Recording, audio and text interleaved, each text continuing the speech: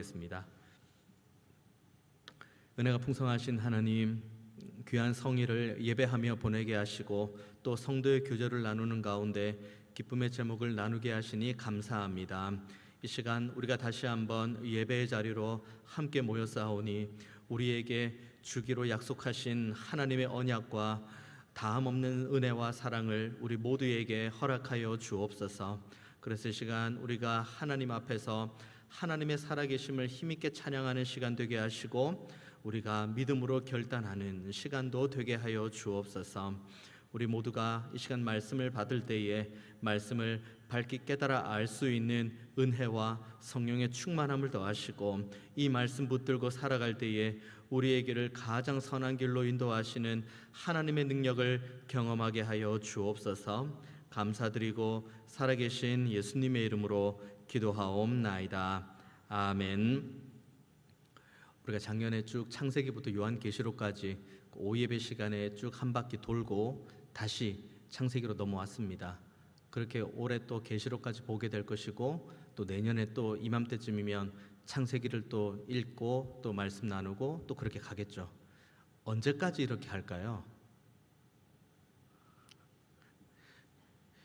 우리가 주님께 가든 주님이 오시든 뭐가 됐든 그 끝이 올 때까지 우리는 계속 말씀 보는 겁니다. 오전에도 말씀드렸죠. 은혜의 방편은 말씀과 기도 외에는 없습니다. 하나님께서 그렇게 제정해 주셨고 그리고 우리는 그것을 진리로 받습니다. 그래서 이번 한 해도 이제 함께 성경 통독을 해 나가면서 말씀을 묵상하고 또 기도하는 자리 나아갈 때 우리 모두가 하나님 예비하신 큰 은혜를 정말 충만하게 경험하는 귀한 한 해 되시기를 정말 축원드리겠습니다. 이번 주는 이제 저와 여러분이 창세기 25장부터 50장까지 이렇게 쭉 함께 우리의 자리에서 통독을 하게 됩니다. 오늘 본문의 시작은 에서와 야곱 이야기 나옵니다. 에서와 야곱은 이삭의 아들이죠. 그리고 이들이 어떤 성향인지에 대해서 오늘 본문의 첫 절인 27절에 잘 나와 있습니다. 27절 보면은 그 아이들이 장성함에 에서는 익숙한 사냥꾼, 그래서 들사람이 되었고 야곱은 조용한 사람, 그래서 장막에 거주합니다. 그러니까 이들의 성향이 극명하게 다릅니다. 우리가 그 에서와 야곱을 늘 이렇게 묵상을 하면 에서가 형이고 야곱이 동생이고 그러니까 우리 머릿속에 소위 떠오르는 그 형제를 생각할 수 있습니다만은 물론 형제는 맞아요. 형제인데 우리가 그것보다 더 먼저 생각해야 될 거는 쌍둥이입니다. 그날 같은 시에 태어난 거예요. 몇 분 차이로 태어난 거예요. 몇 분 차도 그 이제 에서가 먼저 태어나고 야곱이 그다음 태어났는데 야곱이 이제 그 에서의 발을 이렇게 붙드는 장면이 있죠. 그러니까 뭐 오랜 시간에 격차가 있는 것도 아닙니다. 뭐 3살 터울이에요, 2살 터울이에요. 그런 게 없습니다. 몇 분 차이죠. 같이 자라는 겁니다. 그런데도 에서와 야곱은 성향 자체가 완전히 다르죠. 에서는 사냥하는 거 좋아해서 들사람이 되었다고 이야기를 하고 야곱은 조용하니 장막에 머무는 거 좋아한다고 이야기합니다. 그러니까 자연스럽게 이 에서와 야곱을 향한 부모님의 마음도 갈라지는데 그게 28절 말씀이죠. 이삭은 에서가 사냥한 고기를 좋아하므로 그를 사랑하고 리브가는 야곱을 사랑하는 내용이 나옵니다. 이렇게 이제 가족이 4명이 있는데 마치 2대2가 된 거죠. 아버지 이삭은 사냥을 잘하고 들짐승처럼 아주 야생미 있는 아들 에서를 사랑하고 그리고 리브가 입장에서는 집에서 조용하게 있지만 그래도 이렇게 잘 이렇게 내 말 잘 듣는 것처럼 보이는 야곱을 사랑하고 그렇게 나누어져 있습니다. 그렇게 나누어져 있는데 어느 날 이제 우리가 모두가 알고 있는 이제 본문의 시작이 이루어집니다. 어느 때와 다름없이 야곱은 야곱대로 장막 안에 머뭅니다. 그리고 에서는 에서대로 밖에 나가서 열심히 사냥을 합니다. 사냥을 열심히 하고 왔는데 배가 너무 고픈 거예요. 배가 고파서 이제 장막에 들어왔는데 조용한 동생이 거기에서 붉은 것을 만듭니다. 뭐 오늘 본문에 팥죽이라는 이야기는 없는데 뭐 모두가 팥죽으로는 알고 있죠. 그러니까 붉은 것을 어쨌든 만들고 있습니다. 붉은 것을 만들고 있으니까 가만히 보니 너무 맛있어 보이는 거예요. 그래서 형이 이렇게 이야기를 하죠. 너가 만드는 거 나한테 좀 줘라. 그렇게 이야기를 합니다. 그러니까 이 야곱이 31절에 그렇게 이야기를 하죠. 야곱이 이르되 형의 장자의 명분을 오늘 내게 팔라. 이 본문에서 그 형 에서가 동생 야곱을 향한 강압이 있는 것처럼 보입니까? 너가 지금 만들고 있는 그 붉은 것을 나한테 안 주면 내가 너를 혼낼 거야. 내가 너에게 한 대 콩 할 거야. 뭐 그런 내용이 있습니까? 그런 내용 없습니다. 그러니까 야곱은 붉은 것을 만들다가 형한테 한 대 맞을까 봐서, 형한테 혼날까 봐서 이 지금 붉은 것을 주는 그런 내용이 아니에요. 그러니까 이 본문에 흐르는 가운데 그 어디에도 강압이 없습니다. 그러면 뭐만 남아 있습니까? 자신의 배고픔만 남아 있고, 그리고 그 배고픔에 대해서 장자권과 맞바꿀 수 있는 믿음 없는 모습만 남아 있는 거예요. 장자권. 그러니까 우리는 지금 이 시대를 살면서 장자권의 개념이 우리가 사실 잘 없죠. 물론 뭐 큰아들에 대한 뭐 막중한 책임과 뭐 유산 뭐 이런 게 뭐 있을지 모르겠습니다만은 그 이때 당시에 이 장자권은 어떤 기능이 있냐면, 제가 이 관련된 주석을 보니까 5가지가 있더라고요. 첫 번째, 부모의 재산을 2배로 상속받을 권리. 그러니까 쭉 아들들이 3명, 4명 있으면은 둘째, 셋째, 넷째가 똑같이 나눠주고 둘째가 가지고 있는 몫의 2배를 받는 것이 첫째 장자의 특권이죠. 그리고 두 번째는 가족 안에서 나중에 재판관 역할을 합니다. 그러니까 형제 간의 싸움이 있거나 뭔가 가족 안에 분열이 있을 때 중심을 잡고 너가 잘했어, 너가 잘못했어 라고 말해줄 수 있는 그 권을 가지고 있는 게 장자권이라고 합니다. 그리고 세 번째, 가족을 위해서 축복할 수 있는 권한도 장자권이 가지고 있다고 합니다. 그러니까 형제들 뭐 그리고 그 밑에 이제 자녀 손들에게도 축복할 수 있는 권은 유일하게 장자권을 가진 그 한 사람만 있는 겁니다. 그리고 네 번째, 가정의 통솔권. 그리고 다섯 번째, 물질적 영적 축복과 연결된 각종 상속권. 그러니까 이 5개를 가만히 보면 장자권을 가지고 있는 사람은 정말 많은 걸 소유하고 있는 거예요. 그러니까 지금 우리 시대의 이 장자권을 보면은 사실 뭐 있어도 그만 없어도 그만이라고 생각을 합니다. 왜냐하면 뭐 굳이 장자권이 아니어도 그냥 내가 하고 있는 일 열심히 하고 내가 먹고 사는데 지장이 없고 뭐 그렇게 살면 되니까요. 근데 그때는 이때 당시는 시족 중심이고 장자 중심으로 이루어진 거기 때문에 물질의 상속이나 그 모든 것들에 있어서 장자권은 굉장히 중요한 겁니다. 게다가 축복권, 그러니까 누군가에게 축복을 해줄 수 있는 이 장자권이 자신이 가지고 있는 것은 결국 하나님으로부터 그만큼의 은혜와 복을 받는다는 통로로서의 장자권을 모두가 다 인식하고 있는 상황인 거죠. 그런데 이 장자권을 지금 이 에서가 어떻게 이야기합니까? 32절의 말씀, 에서가 이르되 내가 죽게 되었으니 이 장자의 명분이 내게 무엇이 유익하리요? 지금 우리 모두가 이 본문을 가지고 몇 번이나 말씀을 보고 또 함께 말씀을 또 들었던 것처럼 자신의 배고픔과 장자권을 맞바꾼 거예요. 이게 왜 그러냐면은 이 에서의 머릿속은 하나밖에 없습니다. 내가 이 장자권이 없어도 충분히 내가 이 땅을 사는데 부족함이 없고 어려움이 없다는 이 교만한 생각이 차지하고 있기 때문이에요. 이걸 한 걸음 더 나가서 우리가 어떻게 생각할 수 있습니까? 하나님이 없어도, 나를 축복해주고 나를 붙드시는 하나님이 없어도 여전히 나는 살 수 있다는 그런 자기의 교만의 고백, 거만의 고백, 자반의 고백을 지금 이 본문을 통해서 아주 유식한 말로 해나가는 거예요. 아유, 내가 지금 장자권이 지금 뭐가 중요하냐? 내가 지금 배가 고파 죽겠는데 일단은 내가 장자권 너한테 넘겨줄 테니까 일단 먹을 것 좀 줘봐. 제가 보릿고개를 넘어가 본 적은 없어서 감히, 그렇다고 우리 집 밥 없는데 그럼 라면 먹으면 되지, 이런 세대는 또 제가 아니에요. 이런 세대도 아니고 그렇다고 보릿고개를 넘어본 세대도 아닙니다만은 제가 여러 이제 믿음의 선배님들과 그리고 뭐 이 대화를 해보면, 앞선 세대들과 이야기를 해보면 배고파 죽겠기는 합니다. 배고파 죽기는 하는데 그렇다고 정말 오늘 본문의 이 상황이 내가 배고파 죽을 정도는 아니라는 거예요. 내가 장자권을 팔 정도로 배고파 죽을 정도는 아닌 거예요. 그냥 배고픈 거예요. 조금 더 배고픈 건 있겠죠. 그냥 평소에 아침 먹고 이제 조금 시간이 지나고 이제 점심이 되어 가니까 배고프다. 그것보다 조금 더 배고픈 상태이긴 하겠죠. 하지만 오늘 본문에 관련된 주석 그 어느 책을 읽어보아도 에서가 배가 고파서 죽을 정도는 아닌 거예요. 그런데 에서는 자기 입으로 내가 배고파 죽겠는데 지금 장자권이 무슨 소용이 있냐, 내 장자권 너에게 줄 테니까 너는 나에게 먹을 거나 줘라, 이렇게 이야기를 합니다. 그리고는 34절의 말씀 보십시오. 야곱이 떡과 팥죽을 에서에게 주매 에서가 먹으며 마시고 일어나 갔으니 에서가 장자의 명분을 가볍게 여겼다. 그러니까 뭐라고 적혔습니까? 에서가 받았어요. 붉은 것을 받았습니다. 그걸 먹고는 다시 힘을 나서 나간 거예요. 이것이 배고파 죽겠는 사람의 모습입니까? 그렇지 않아요. 그냥 에서는 장자권이 자기에게 아무런 유익이 없다고 생각하는 사람, 더 나아가서 장자권을 통해서 자기가 하나님으로부터 누릴 수 있는 수많은 은혜와 복을 전혀 이 사람은 개의치 않고 내 힘과 은혜로 살아갈 수 있다고 말하는 사람, 이 사람이 바로 에서와 같은 사람인 거죠. 우리 모두가 이 본문을 묵상할 때마다 항상 드는 생각은 그겁니다. 내 주변에 에서와 같은 사람이 있는 것은 아닌가.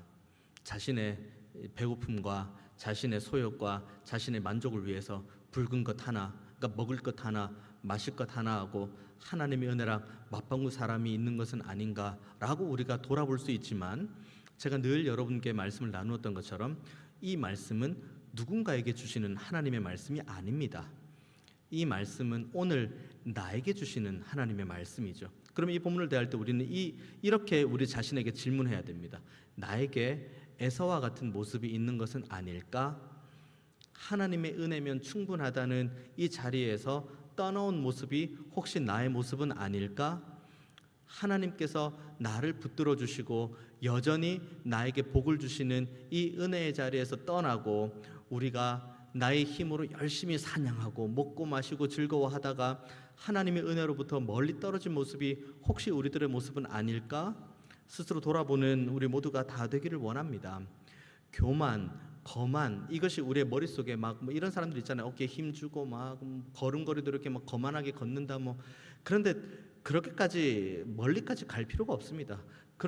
그렇게 교만한 사람, 거만한 사람은 그렇게 스스로를 교만하게 거만하게 드러내지 않습니다. 하지만 교만과 거만이 두려운 것은 잘 숨는 거예요. 고급진 말로, 좋은 말로, 때로는 하나님의 말씀을 빙자하여 자신의 교만과 자신의 자만을 숨길 때가 너무 많이 있지만 우리는 자기 자신을 정확하게 돌아보아야 됩니다. 하나님, 제가 에서와 같은 믿음이 마음이 있는 것은 아닌지 돌아보기 원합니다. 제가 하나님의 은혜와 붉은 것 하나를 맞바꾸는 그런 어리석음과 연약함 가운데 있다면 주님, 저를 불쌍히 여겨 주옵소서 라고 우리가 하나님 앞에 다시 한번 간구하는 우리가 되기를 원합니다. 수백 번 수천 번 강조해도 지나치지 않는 것이 있습니다. 우리는 하나님의 은혜가 없어도 살 수 있는 것처럼 착각할 수는 있습니다. 하나님께서 지금 붙들어 주시는 은혜가 없어도 오늘 하루 살아가는 것이 아무런 문제가 없다고 착각할 수 있습니다. 착각은 자유니까요.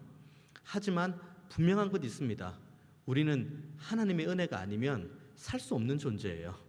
하나님께서 붙들어 주시지 않으면 우리는 이 순간에도 서 있을 수 없고 앉아 있을 수 없고 누워 있을 수 없고 호흡할 수가 없습니다. 우리가 지금 함께 예배할 수 있는 것, 그리고 하나님의 백성으로서 우리가 영생을 소망할 수 있는 것, 그리고 우리가 하나님 말씀 붙들고 나 자신의 연약함을 발견하고 회개의 자리로 나아갈 수 있는 것, 이 모든 것은 하나님의 은혜가 있기 때문에 가능한 겁니다. 그러니까 우리는 오늘 에사와 같이 하나님의 은혜가 없어도 나는 들짐승 잡아 먹으면서 충분히 살 수 있다는 이런 착각에서 빨리 벗어나야 됩니다. 그리고 어떻게 하면 내가 하나님의 은혜를, 그리고 하나님의 사랑과 하나님의 긍휼을 내가 어떻게 더 많이 알아갈까? 내가 어떻게 하면 더 많이 맛보아 알 수 있을까? 내가 어떻게 하면 좀 더 충만하게 경험할 수 있을까? 이 자리로 항상 나아가는 우리 모두가 다 되기를 원합니다. 우리는 에서와 같이 그 자리에 있어서는 안 될 존재입니다. 교만의 자리, 거만의 자리, 내 힘으로 살아갈 수 있을 것처럼 보이는 자리를 끊어버리고 오직 하나님의 은혜를 소망하는 자리로만 나아가는 우리 모두가 다 되기를 원합니다. 그렇다고 야곱이라고 제대로 된 사람일까요? 오늘 본문도 야곱이 강압을 당한 건 아니죠. 너 그거 붉은 것 안 내놓으면 내가 한 대 콩 때릴 거야. 그런 것도 없습니다. 하지만 한편으로는 이렇게 생각할 수 있습니다. 우리 형이 얼마나 배가 고프면 나에게 이 붉은 것을 하나 달라고 할까라고 생각할 수도 있습니다. 하지만 야곱은 이 시기에 굳이 형에게 이걸 물어봅니다. 형, 그러면 내가 지금 이 만들고 있는 붉은 것, 이거 떡하고 팥죽하고 이거 내가 줄 테니까 형 나한테 장자권 줄래? 이게 옳아 보입니까? 이게 좋아 보입니까? 이게 옳아 보인다 쳐도 이게 정말 지혜로워 보인다고 우리가 100번 1000번 양보해서 그렇다 치고 그 다음에 나오는 야곱의 행보는 우리가 어떻게 설명합니까? 거짓말하죠. 아버지를 속이죠. 그리고 라반의 집으로 피신을 가죠. 우리가 이번 주 쭉 읽게 되면서 야곱의 행보를 보게 될 겁니다. 베들에 올라가는 길에 주님, 제가 이대로 다시 돌아올 수 있으면 제가 주님에게 이렇게 뭘 하겠습니다. 막 서원을 하죠. 마치 거래와도 같이 그렇게 합니다. 그리고 라반의 집에서 또 그 20년 동안 얼마나 고생을 합니까? 그리고 고생을 하다가 결국은 아버지의 때가 되어서 다시 하나님의 은혜를 따라 집으로 가게 되죠. 그렇게 집으로 가다가 또 에서가 그 군사를 데리고 온다는 소식을 들으니까 또 막 머리를 쓰죠. 하나님께서는 야곱을 택했다고 분명히 말씀하십니다. 태중에 있을 때부터, 어머니 그 리브가의 태중에 있을 때부터 큰 자가 작은 자를 섬길 거라고 분명하게 하나님께서 말씀하십니다. 그러면 우리는 이걸 보면서 에서는 나쁜 사람, 장자권을 팔아넘긴 나쁜 사람. 그러면 그 다음 질문은, 그럼 야곱은 착하니까 하나님께서 택하셨나? 야곱은 하나님의 마음에 합한 존재이기에 하나님께서 야곱을 택하셨나? 이 질문에 우리 모두는 대답할 수 있어요. 그렇지 않다는 걸요. 야곱이 에서보다 착해서 하나님께서 야곱을 택한 것 아닙니다. 이걸 가리켜 우리는 하나님의 주권이라고 이야기를 하고 하나님의 섭리라고도 이야기를 하고 하나님의 선택이라고도 이야기를 합니다.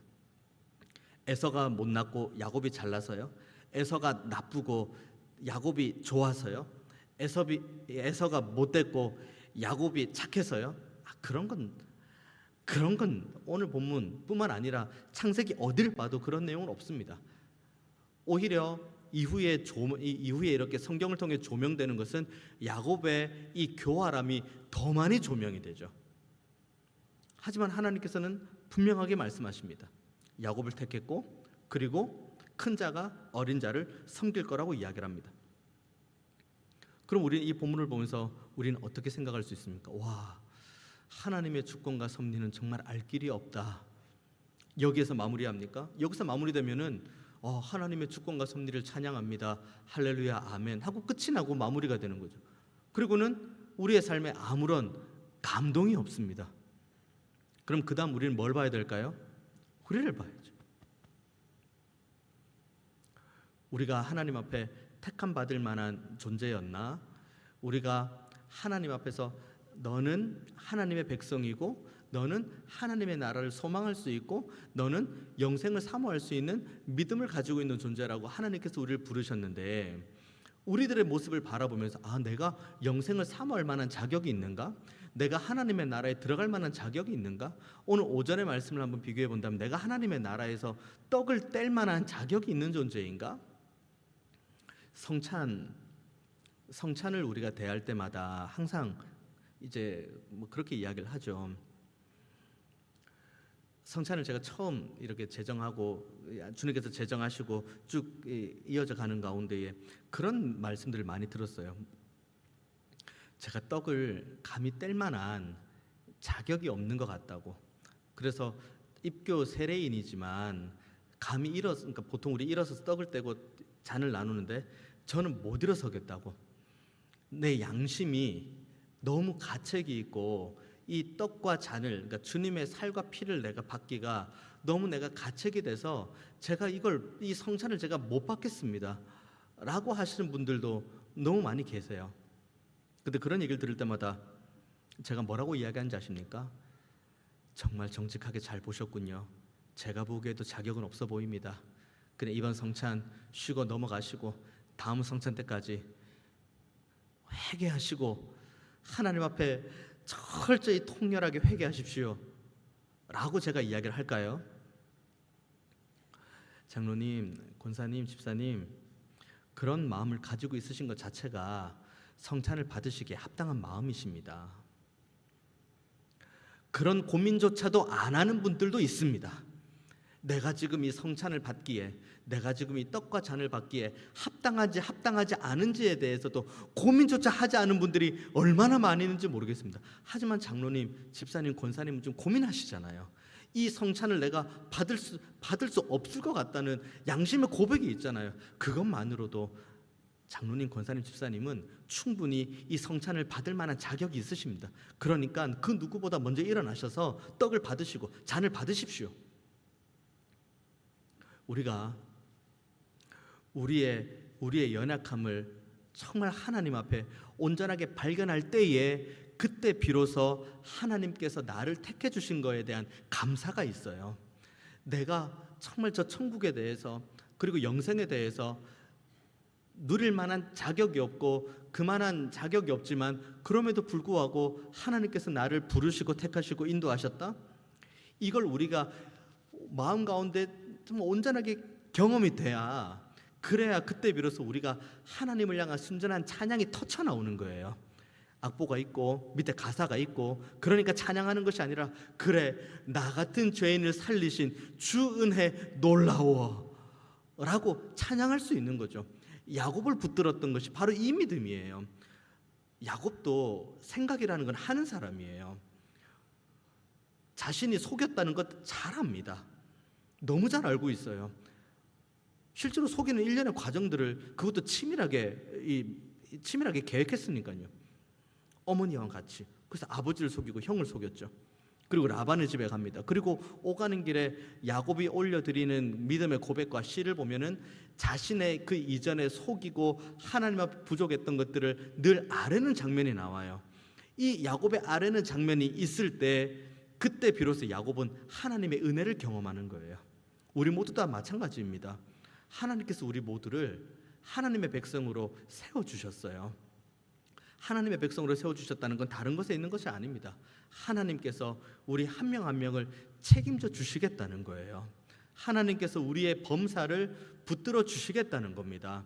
하나님께서 우리의 범사에 필요한 모든 것들을 은혜 가운데 공급해 주시겠다는 약속의 말씀인 거죠. 그러면 우리는 우리의 어떠함과 상관없이 여전히 그럼에도 불구하고 우리를 하나님의 백성으로 삼아주신 은혜에 대해서 우리는 감사함으로 나아가야 됩니다.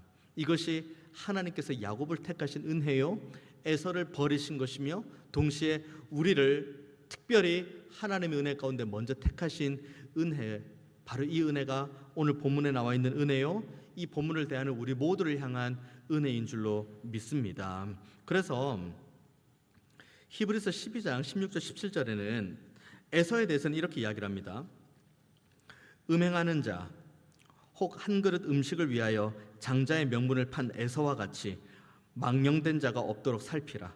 너희가 아는 바와 같이 그가 후에 축복을 이어받으려고 눈물을 흘리며 구하되 버림바가 되어 회개할 기회를 얻지 못했다.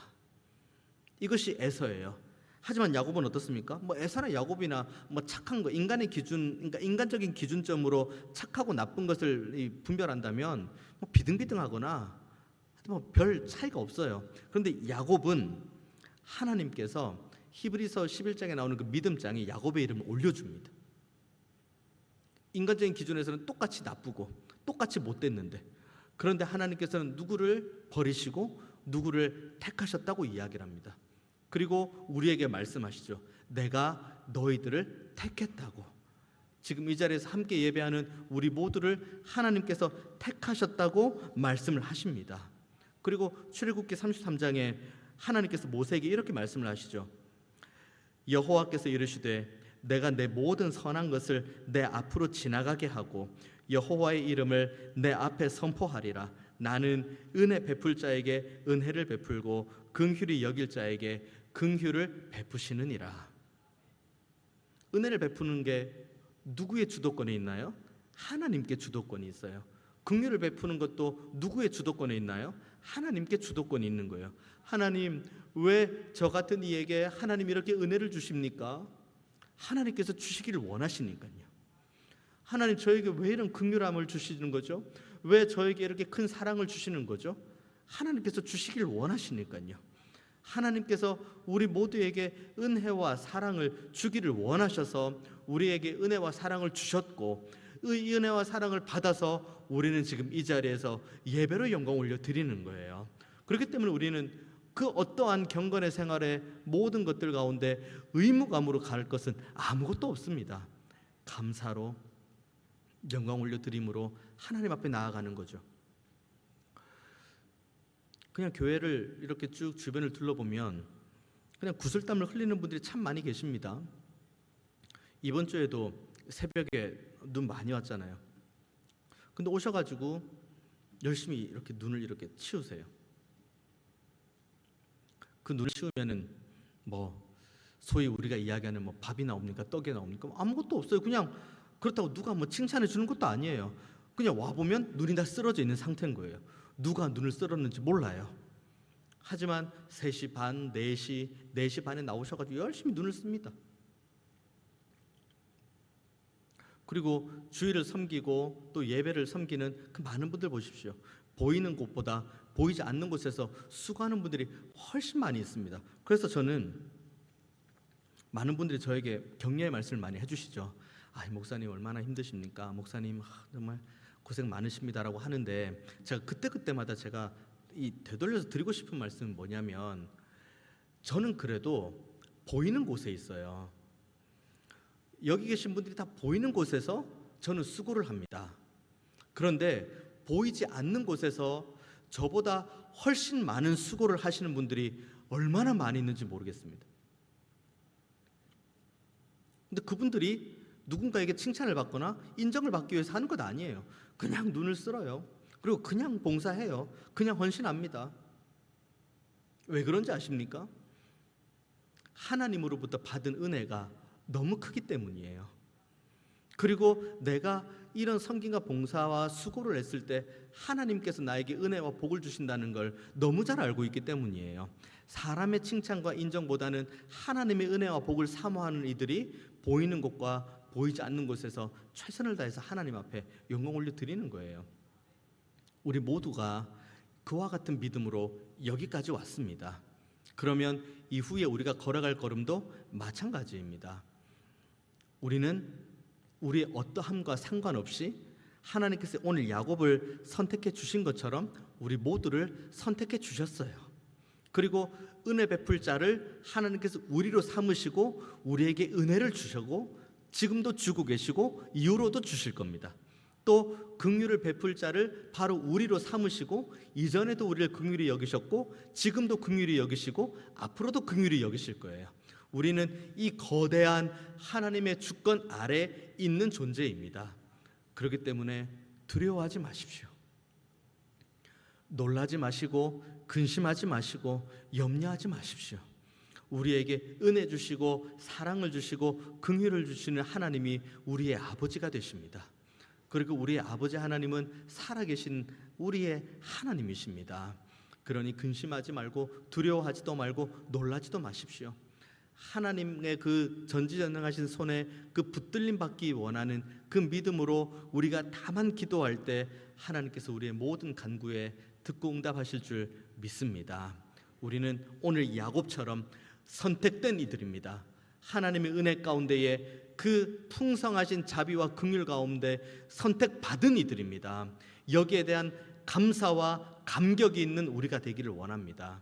그리고 이 감사와 감격을 가지고 더 큰 은혜를 소망함으로 하나님 앞에 나아가는 우리 모두가 다 되기를 원합니다.